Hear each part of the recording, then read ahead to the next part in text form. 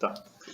Então, mano, lance aqui uma leitura que eu fiz sobre o Reich, né? Função do Orgasmo, livro do Reich. Reich é um contemporâneo de Freud, inclusive estudou com ele. E daí, lendo a introdução do livro, eu comecei a ver várias coisas, comentários que o autor fazia, que tem tudo a ver com os tempos de hoje. E é uma coisa que ele escreveu na primeira metade do século XX, cara. Eu falei, nossa, como é possível soluções que ele estava dando na primeira metade do século XX resolver os problemas que a gente está tendo na sociedade hoje em dia, né?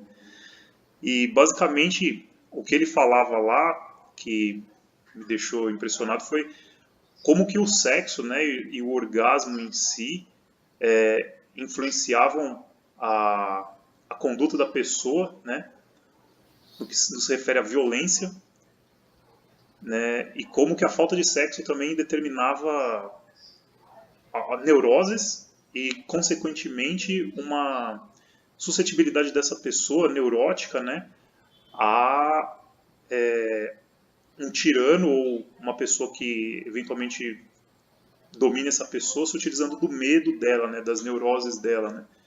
Então, basicamente, em poucas palavras, seria tipo assim, a pessoa teria um orgasmo saudável, ela conseguiria ter amor pela vida e amor pelos contato físico, né, e relacionamentos, e daí ela conseguiria ver a outra pessoa como não uma pessoa que ameaça, mas uma pessoa,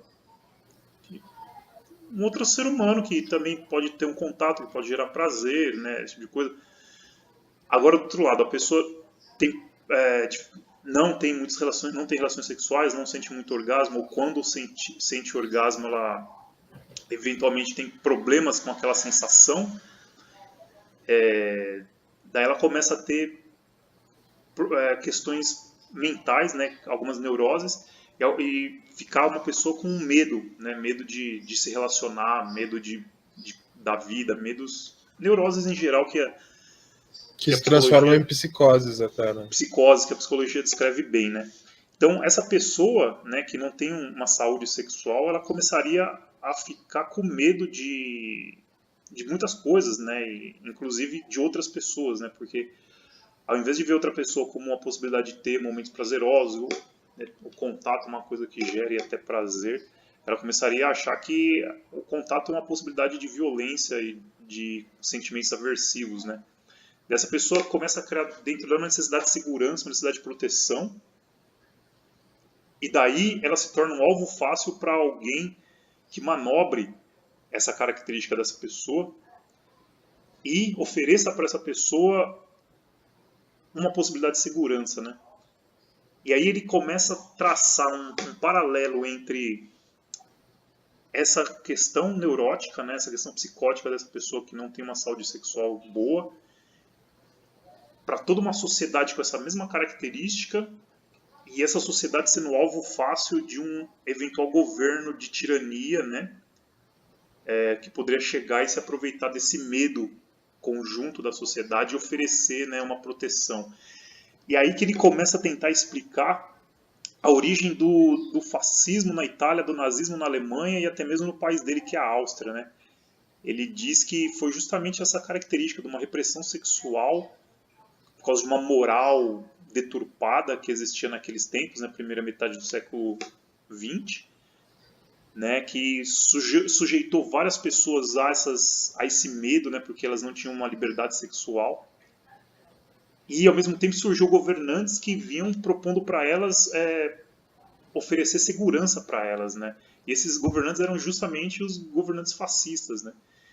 E junto com isso, todos aqueles governos fascistas que se estabeleceram na Áustria, na Alemanha, na Itália, viam vários movimentos de violência, né? Porque os guardas, né, os policiais desses países começavam quando queriam controlar as manifestações populares, que eram contrárias a esses governos, eles agiam com extrema violência, agredindo muito as pessoas mesmo e matando mesmo. Né?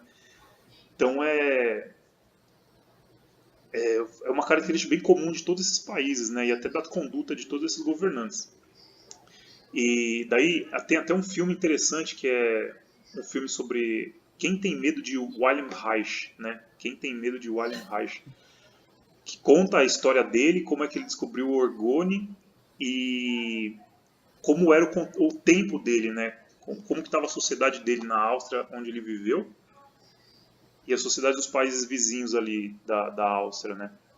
E mostra situações do tipo, manifestantes estavam protestando contra a violência policial, daí vinham policiais e matavam pais e filhos, sabe? Daí, no dia do julgamento dos assassinos do pai e do filho, houve mais violência na porta do tribunal, quiseram pôr fogo no tribunal, e a polícia veio e, sem dó, cara, não atirou, primeiro atirou pra, ele descreve, né? Primeiro a polícia atira para cima, depois a polícia começa a atirar com bala de verdade na direção dos manifestantes, assim, que estavam desarmados, né?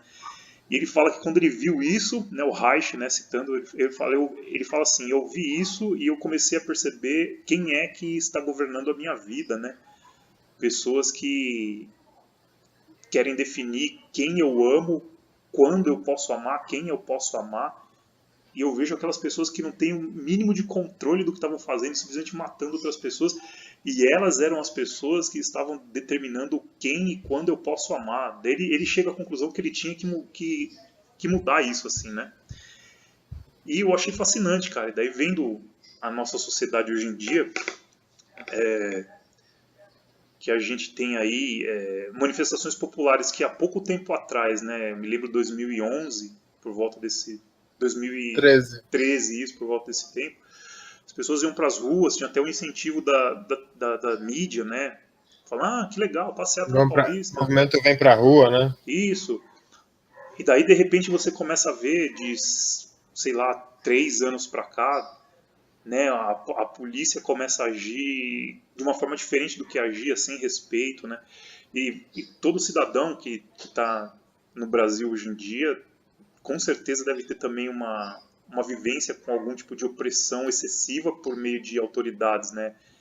Se eu for começar a contar aqui o que tem acontecido comigo, eu não vou parar por algumas horas, assim. Acho que todo mundo deve ter uma experiência. O que é completamente diferente do que acontecia, né? Eu lembro bem, em 2013, a polícia parecia ser mais respeitosa.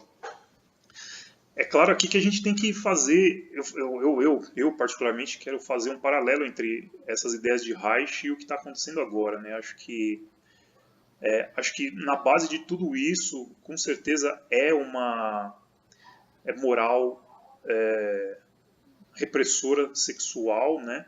Não posso dizer que vem de uma instituição determinada, mas poderia elencar aí a igreja, poderia elencar aí a pressão que os vizinhos ou até mesmo, né, enfim, instituições. E não podemos talvez nem mesmo definir como algo consciente, né? Às vezes é só subjetivo, né?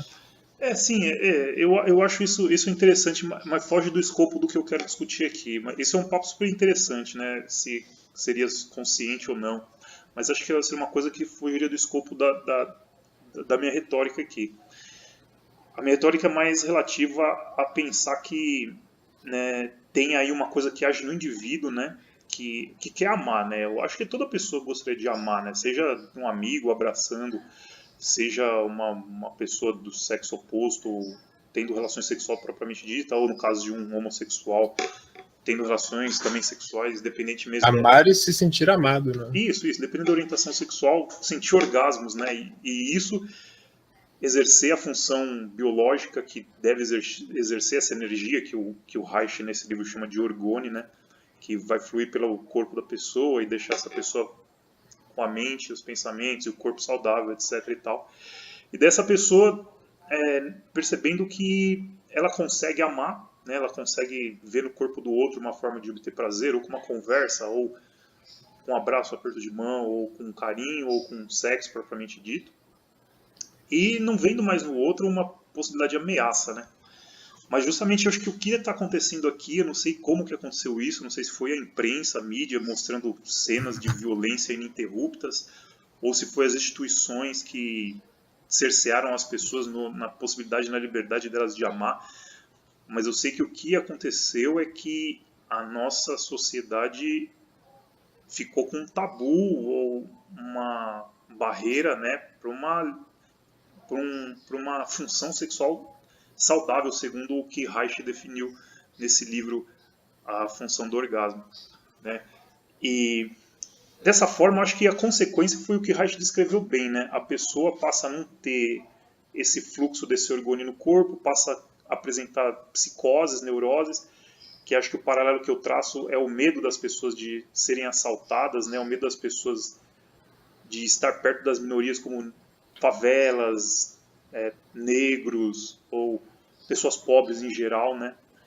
E sempre tentando evitar, né, essas pessoas por justamente essa psicose, né? Sempre achar que o outro corpo, principalmente se for um corpo de uma favela, se for um corpo de um negro, se for um corpo de um pobre, pode vir a exercer algum tipo de violência, e eu, como uma pessoa que tem medo dessas pessoas, eu preciso me proteger, né? E isso tomando proporções cada vez maiores na sociedade, né?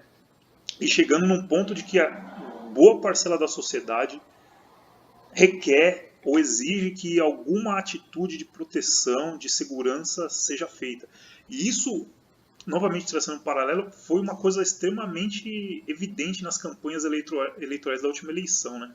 Meio que a principal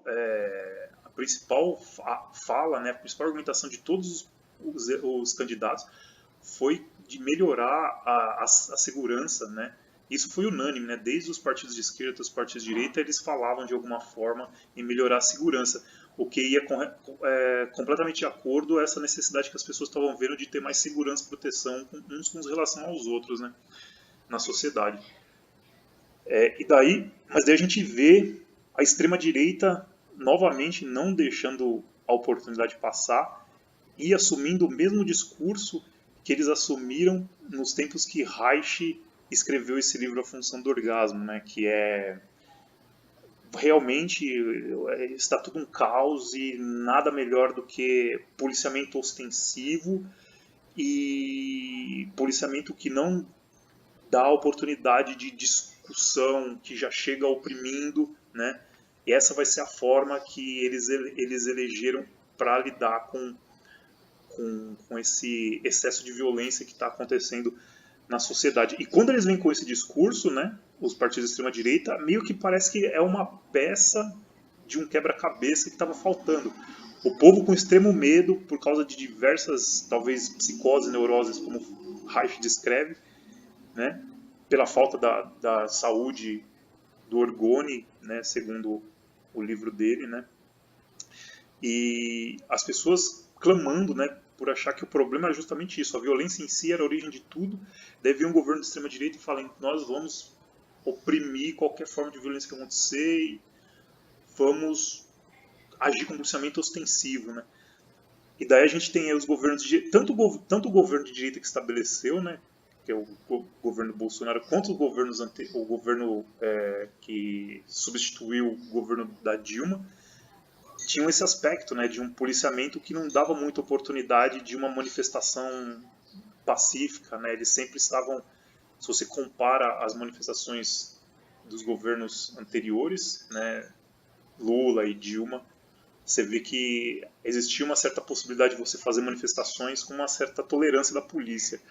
A polícia ainda garantia seu direito de se manifestar, né? Eu lembro bem disso, viu? Mas agora você vê com esse gol a partir do Temer, né? A polícia com outro comportamento, né? Meio que tipo sendo a proposta de policiamento desses governos que assumem esse papel fascista, né?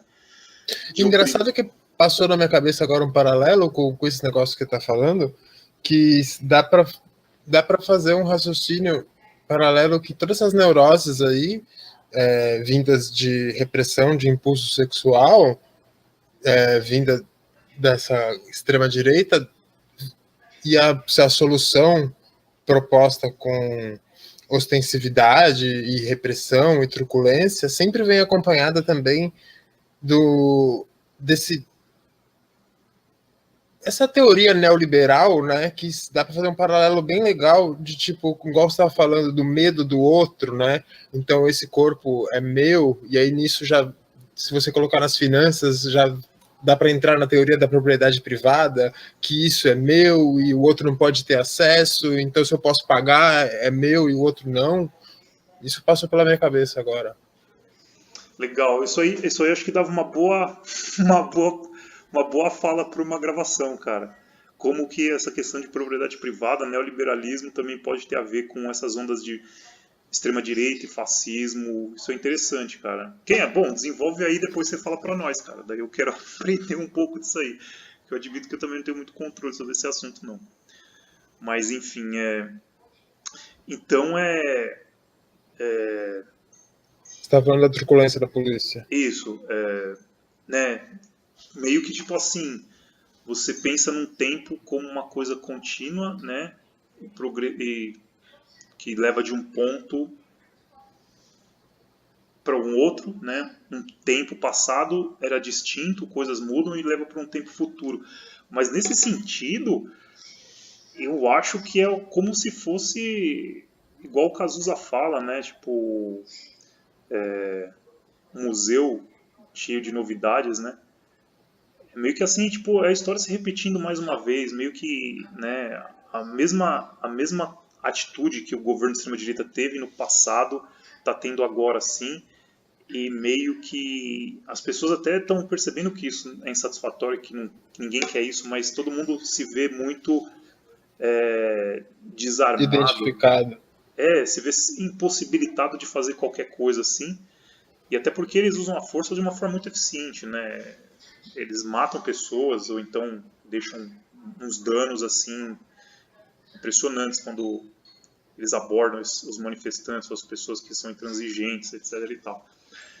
Então é isso, né? Acho que a minha fala hoje foi para justamente ressaltar como eu fiquei impressionado de ver, de conhecer essas ideias de Reich a respeito do fluxo da energia sexual, que ele chama de orgone, durante um orgasmo, durante a atividade sexual, como ele relaciona isso com a saúde mental de uma pessoa e numa escala maior, como que os indivíduos da sociedade, sendo saudáveis, agiriam de uma forma diferente e mais adequada a uma democracia de fato, né? Ao contrário do que aconteceu e do que acontece hoje, que é pessoas que tinham muita moral repressora, instituições repressoras, não tinham saúde sexual, começam a desenvolver neuroses, psicoses e medos, surgem governos que propõem soluções e governos que justamente propõem soluções por meio do uso da violência, né? Então, enfim, se fosse para dar uma solução para todo esse problema, que seja realmente efetiva e não uma medida paliativa que ia melhorar por 10 dias o problema da sociedade, seria, né, que as pessoas conhecessem essa ideia, né, ou conhecessem, ou que as pessoas trepassem mesmo, entende? É uma boa palavra, que as pessoas trepassem de uma forma saudável e que se elas precisassem de alguma orientação a esse respeito, que elas recorressem à função do orgasmo de Reich e para orientar essa atividade sexual delas e, enfim, gerar aí um grupo de pessoas com saúde para poder, igual um vírus, né, contagiar todas as outras e gerar uma sociedade inteira cheia de pessoas que conseguem, de fato, serem democráticas aí, né? Daí agora a gente pode, enfim, acabei de fazer a colocação da ideia, agora a gente pode abrir para dúvidas ou argumentações por mais algum tempo. Maravilha. Posso fazer só uma pausa de 40 segundos, tirar uma água do joelho ali? Vai lá. Rapidinho. Manda. Então, quando você começou o assunto, a primeira coisa que me surgiu de dúvida na mente, em relação ao que você estava lendo, claro, é o que ele define como um bom orgasmo e um mau orgasmo? Ele mostra lá, geralmente homens que são extremamente machistas, violentos, eles geralmente têm relações sexuais, pagam para isso se for preciso, ou até mesmo com a esposa deles oprimida. Mas ele mostra gráficos onde esses homens sentem um orgasmo, daí o nível de excitação deles cai, tipo, tem uma linha limiar aqui que significa que a pessoa tem excitação sexual.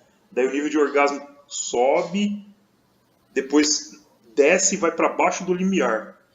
E quando está embaixo desse limiar, é como se a pessoa tivesse uma aversão ao contato genital, né? E ele diz que as pessoas que são sexualmente saudáveis, ela tem esse disparo orgástico, daí o orgasmo não desce da limiar, continua aqui em cima, entendeu?